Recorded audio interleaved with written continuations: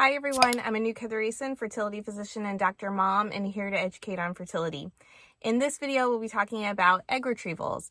What is an egg retrieval and what does the process involve? So let's start that discussion now.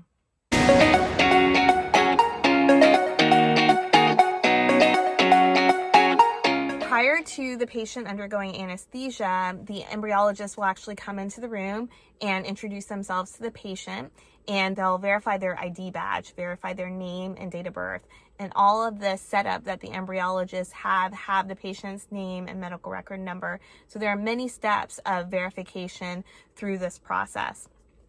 Once the patient then undergoes the anesthesia and are in that deep sleep, we will start the procedure. The procedure starts with a lavage or cleansing of the vagina. So what we'll do is we'll put a speculum in and we'll just flush the vagina with saline or water. That is our way of cleansing the vagina before we start the procedure. We don't want to use betadine. Betadine can be harmful to the egg. So that's why we perform this cleansing.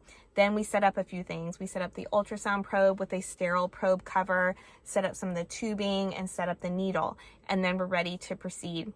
We do place a needle guide on top of the ultrasound probe. It kind of clicks in, and there's a little hole through the needle guide. So this is where we'll introduce the needle through. The needle will just rest above the probe until once the ultrasound probe is in the vagina. So when the ultrasound probe is in the vagina and we advance the needle is just resting above the probe until we get to the back of the vaginal wall, and then it will go through the wall and into the ovary. Once it's in the ovary, we always align the ultrasound probe with the follicle we're aiming to go into. So once we're in that follicle, we'll step on a pedal. This will activate a vacuum suction. So we're essentially vacuum suctioning the fluid out of each follicle. Each follicle, in theory, has a microscopic egg that we can't see. So as we're removing the fluid, the egg should come with it. It'll travel through the tubing into the test tube, and then we hand the test tube off to the embryologist. They'll be looking through the fluid under a microscope, and they will identify the eggs, and they will give us a running count of how many eggs that they're able to identify during the procedure. We try and use one puncture site for each ovary. So once that first follicle is collapsed, we'll move on to the next follicle until we've gone through all of the follicles in that ovary and removed as many eggs as we can from that side, from that ovary. Then we will flush out the needle and move on to the other ovary, and then do the same thing where we go through as many follicles as we can to remove as many eggs as we can. After that, the procedure is pretty much complete, but we do want to make sure there's no bleeding. So we'll put a speculum back in, look at those puncture sites, and make sure that they are hemostatic, meaning not bleeding.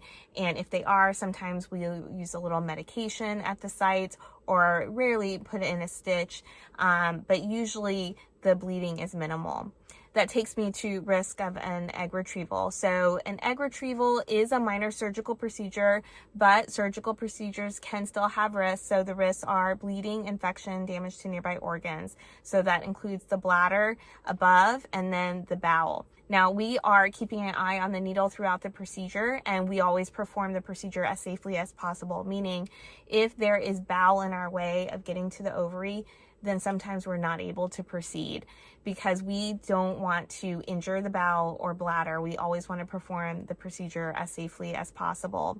So the chance of risk to any of these structures are very low because of that. That was a quick synopsis of what an egg retrieval involves. If you'd like more information on preparation for an egg retrieval and what to expect after, I have done a separate video on that, and I will put the link down below. That is it for this video. I hope you found it helpful. If you did, I hope you'll give the video a like. Don't forget to subscribe down below. If you have comments or questions, you can leave them for me there also. Thank you again so much for watching, and see you in the next video.